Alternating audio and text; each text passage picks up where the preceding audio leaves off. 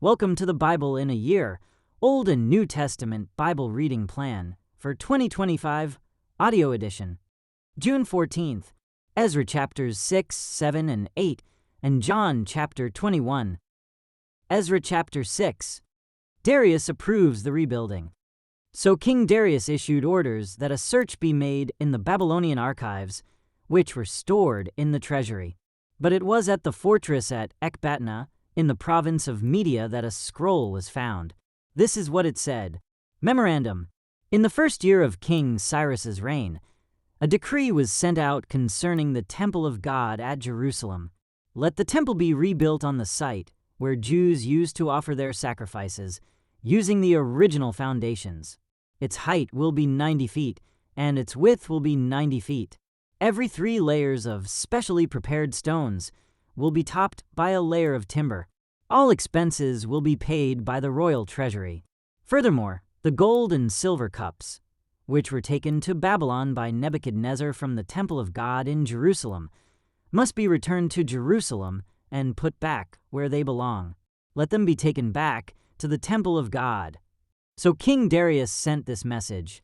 Now therefore Tatanai, governor of the province west of the Euphrates River, and Shetharbozenai, and your colleagues, and other officials west of the Euphrates River, stay away from there.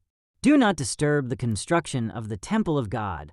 Let it be rebuilt on its original site, and do not hinder the governor of Judah and the elders of the Jews in their work. Moreover, I hereby decree that you are to help these elders of the Jews as they rebuild this temple of God. You must pay the full construction costs, without delay, from my taxes collected in the province west of the Euphrates River, so that the work will not be interrupted. Give the priests in Jerusalem whatever is needed in the way of young bulls, rams, and male lambs for the burnt offerings presented to the God of heaven. And without fail, provide them with as much wheat, salt, wine, and olive oil as they need each day. Then they will be able to offer acceptable sacrifices to the God of heaven and pray for the welfare of the king and his sons. Those who violate this decree in any way will have a beam pulled from their house. Then they will be lifted up and impaled on it, and their house will be reduced to a pile of rubble. May the God who has chosen the city of Jerusalem as the place to honor his name destroy any king or nation that violates this command and destroys this temple. I, Darius, have issued this decree. Let it be obeyed with all diligence. The temple's dedication. Tatanai, governor of the province west of the Euphrates River, and Shetharbozenai and their colleagues complied at once with the command of King Darius. So the Jewish elders continued their work, and they were greatly encouraged by the preaching of the prophets Haggai and Zechariah son of Iddo. The temple was finally finished, as had been commanded by the God of Israel, and decreed by Cyrus, Darius, and Artaxerxes, the kings of Persia. The temple was completed on March 12th, during the 6th year of King Darius's reign. The temple of God was then dedicated with great joy by the people of Israel, the priests, the Levites, and the rest of the people who had returned from exile. During the dedication ceremony for the temple of God, 100 young bulls, 200 rams, and 400 male lambs were sacrificed, and 12 male goats were presented as a sin offering for the 12 tribes of Israel. Then the priests and Levites were divided into their various divisions to serve at the temple of God in Jerusalem, as prescribed in the Book of Moses. Celebration of Passover. On April 21st, the returned exiles celebrated Passover. The priests and Levites had purified themselves and were ceremonially clean, so they slaughtered the Passover lamb for all the returned exiles, for their fellow priests, and for themselves. The Passover meal was eaten by the people of Israel who had returned from exile, and by the others in the land who had turned from their corrupt practices to worship the Lord, the God of Israel. Then they celebrated the festival of unleavened bread for 7 days. There was great joy throughout the land, because the Lord had caused the king of Assyria to be favorable to them, so that he helped them to rebuild the temple of God, the God of Israel. Ezra chapter 7. Ezra arrives in Jerusalem. Many years later, during the reign of King Artaxerxes of Persia, there was a man named Ezra. He was the son of Sariah, son of Azariah, son of Hilkiah, son of Shallum, son of Zadok, son of Ahitub, son of Amariah, son of Azariah, son of Meraioth, son of Zerahiah, son of Uzzi, son of Buki, son of Abishua, son of Phinehas, son of Eleazar, son of Aaron the high priest. This Ezra was a scribe who was well versed in the law of Moses, which the Lord, the God of Israel, had given to the people of Israel. He came up to Jerusalem from Babylon, and the king gave him everything he asked for, because the gracious hand of the Lord his God was on him. Some of the people of Israel, as well as some of the priests, Levites, singers, gatekeepers, and temple servants, traveled up to Jerusalem with him in the 7th year of King Artaxerxes' reign. Ezra arrived in Jerusalem in August of that year.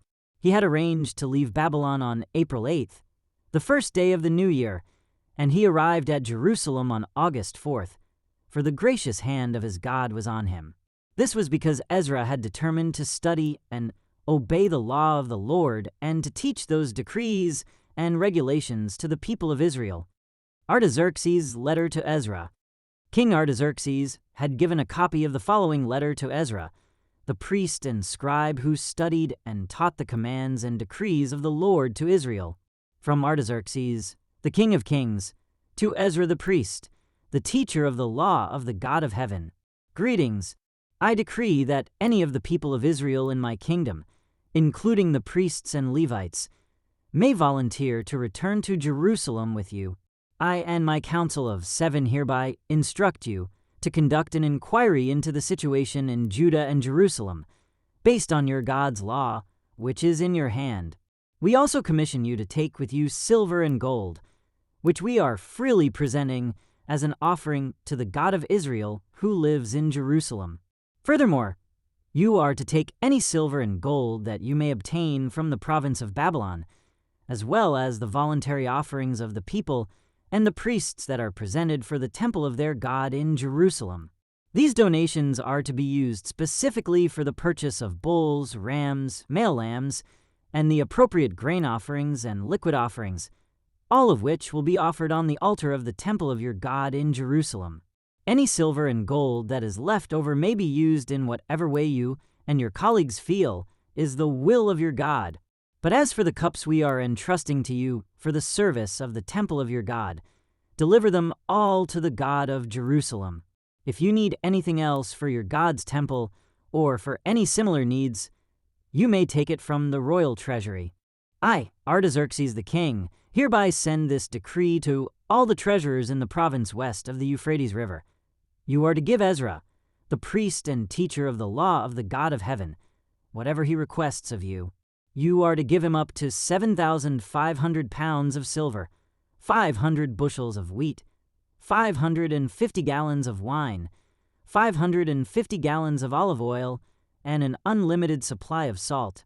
Be careful to provide whatever the God of heaven demands for his temple, for why should we risk bringing God's anger against the realm of the king and his sons?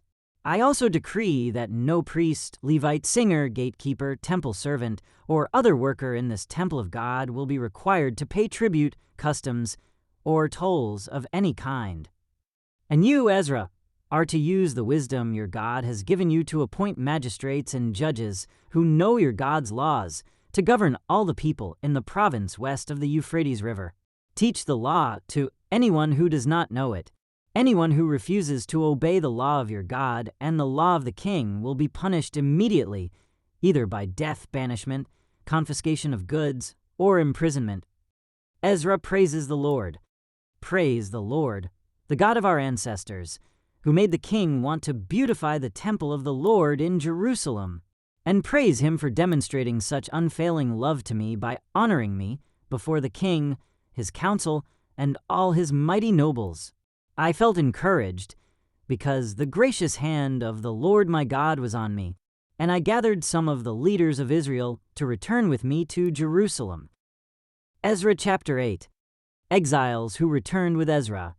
Here is a list of the family leaders and the genealogies of those who came with me from Babylon during the reign of King Artaxerxes. From the family of Phinehas, Gershom.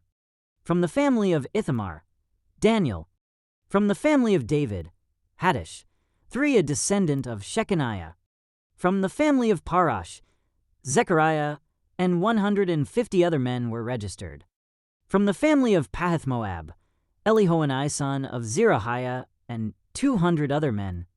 From the family of Zattu, Shechaniah son of Jahaziel, and 300 other men.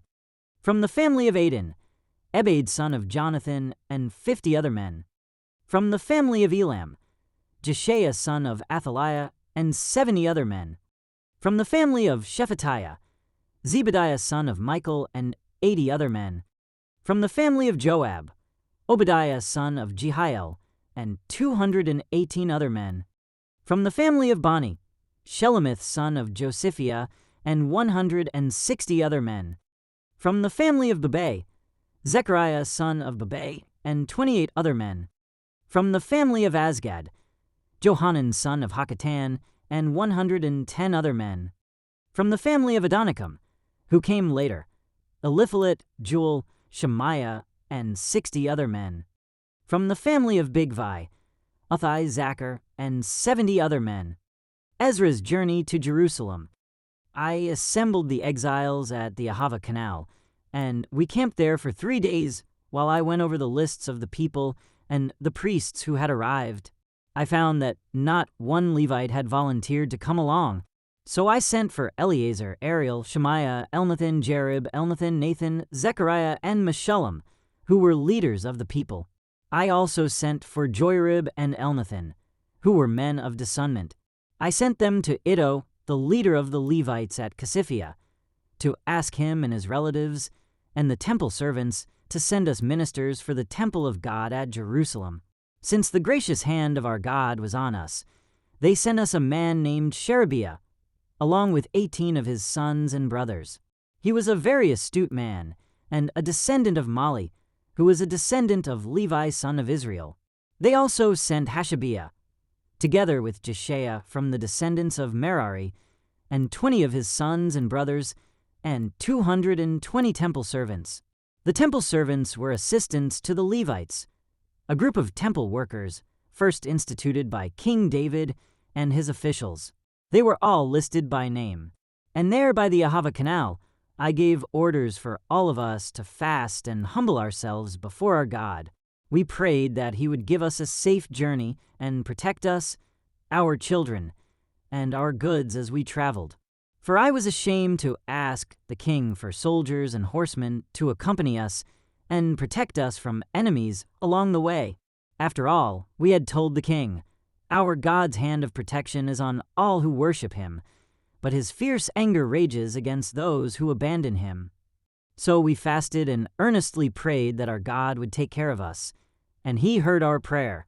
I appointed 12 leaders of the priests, Sherebiah, Hashabiah, and 10 other priests, to be in charge of transporting the silver, the gold bowls, and the other items that the king, his council, his officials, and all the people of Israel had presented for the temple of God.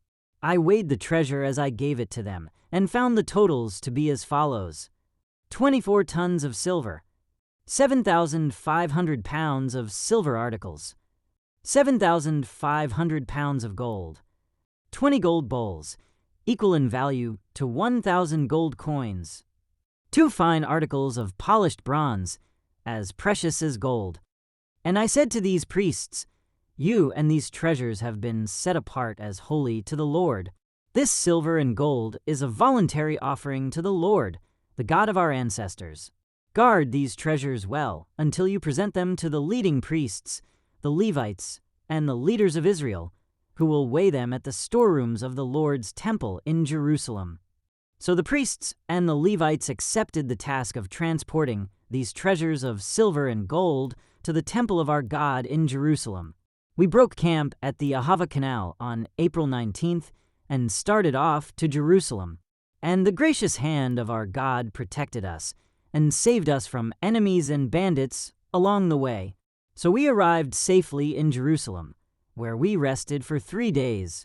On the 4th day after our arrival, the silver, gold, and other valuables were weighed at the temple of our God and entrusted to Mirmoth son of Uriah the priest, and to Eleazar son of Phinehas, along with Jozabad son of Jeshua and Noadiah son of Binnui, both of whom were Levites. Everything was accounted for by number and weight, and the total weight was officially recorded. Then the exiles who had come out of captivity sacrificed burnt offerings to the God of Israel. They presented 12 bulls for all the people of Israel, as well as 96 rams and 77 male lambs. They also offered 12 male goats as a sin offering. All this was given as a burnt offering to the Lord. The king's decrees were delivered to his highest officers and the governors of the province west of the Euphrates River, who then cooperated by supporting the people and the temple of God. John chapter 21. Epilogue. Jesus appears to 7 disciples. Later, Jesus appeared again to the disciples beside the Sea of Galilee. This is how it happened. Several of the disciples were there: Simon Peter, Thomas, nicknamed the Twin, Nathanael from Cana in Galilee, the sons of Zebedee, and 2 other disciples. Simon Peter said, "I'm going fishing." "We'll come, too," they all said. So they went out in the boat, but they caught nothing all night. At dawn, Jesus was standing on the beach, but the disciples couldn't see who he was. He called out, "Fellows, have you caught any fish?" "No," they replied. Then he said, "Throw out your net on the right-hand side of the boat, and you'll get some." So they did, and they couldn't haul in the net because there were so many fish in it. Then the disciple Jesus loved said to Peter, "It's the Lord." When Simon Peter heard that it was the Lord, he put on his tunic, for he had stripped for work, jumped into the water, and headed to shore. The others stayed with the boat and pulled the loaded net to the shore, for they were only about 100 yards from shore. When they got there, they found breakfast waiting for them: fish cooking over a charcoal fire, and some bread. "Bring some of the fish you've just caught," Jesus said. So Simon Peter went aboard and dragged the net to the shore. There were 153 large fish, and yet the net hadn't torn. "Now, come and have some breakfast," Jesus said. None of the disciples dared to ask him, "Who are you?" They knew it was the Lord. Then Jesus served them the bread and the fish. This was the 3rd time Jesus had appeared to his disciples since he had been raised from the dead. After breakfast, Jesus asked Simon Peter, "Simon, son of John, do you love me more than these?" "Yes, Lord," Peter replied. "You know I love you." "Then feed my lambs," Jesus told him. Jesus repeated the question, "Simon, son of John, do you love me?" "Yes, Lord." Peter said, "You know I love you." "Then take care of my sheep," Jesus said. A 3rd time he asked him, "Simon, son of John, do you love me?" Peter was hurt that Jesus asked the question a 3rd time. He said, "Lord, you know everything. You know that I love you." Jesus said, "Then feed my sheep. I tell you the truth, when you were young, you were able to do as you liked. You dressed yourself and went wherever you wanted to go. But when you are old, you will stretch out your hands, and others will dress you and take you where you don't want to go." Jesus said this to let him know by what kind of death he would glorify God. Then Jesus told him, "Follow me." Peter turned around and saw behind them the disciple Jesus loved, the one who had leaned over to Jesus during supper and asked, "Lord, who will betray you?"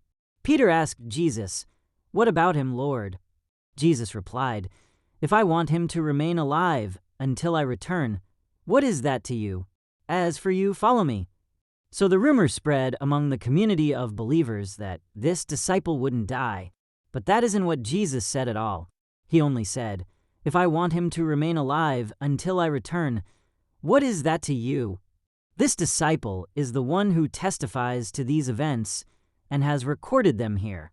And we know that his account of these things is accurate. Jesus also did many other things. If they were all written down, I suppose the whole world could not contain the books that would be written. Thank you for joining as we read through the Bible in 1 year. This has been day 165.